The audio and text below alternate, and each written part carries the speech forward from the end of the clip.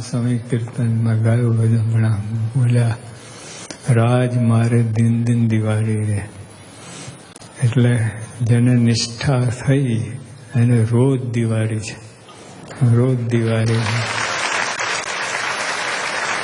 અને નિષ્ઠા ના થાય તો દિવાળીના દિવસે હોરી.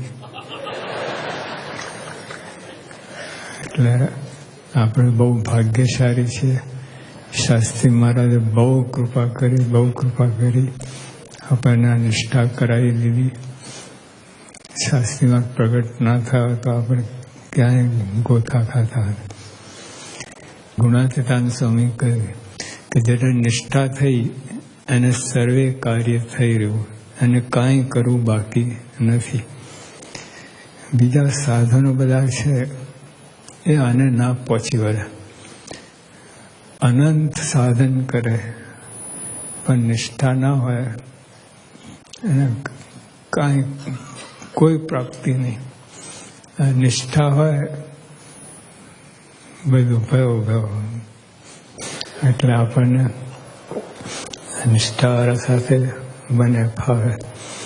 મહારાજે વાત કરીએ આ નિષ્ઠામાં, એટલે બહુ મોટી વાત છે.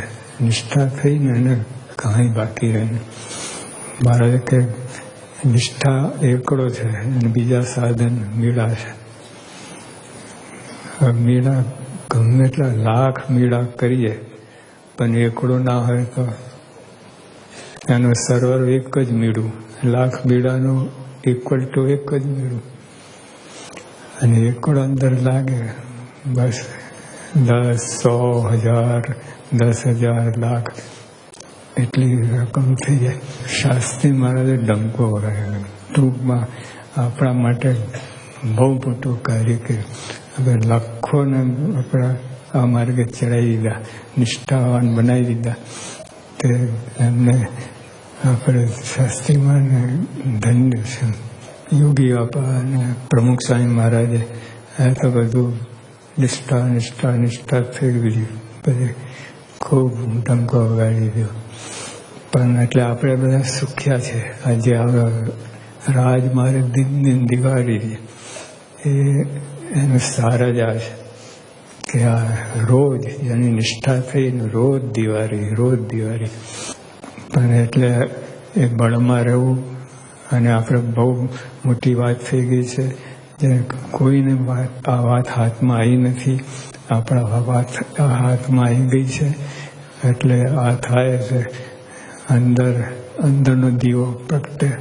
બહાર તો રોજ દિવસો છે અને આ દિવસો જુદા પડે.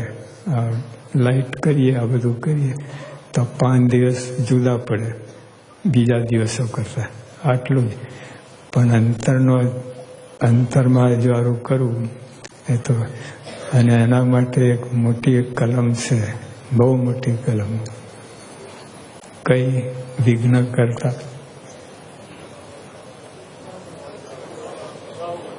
ભાવ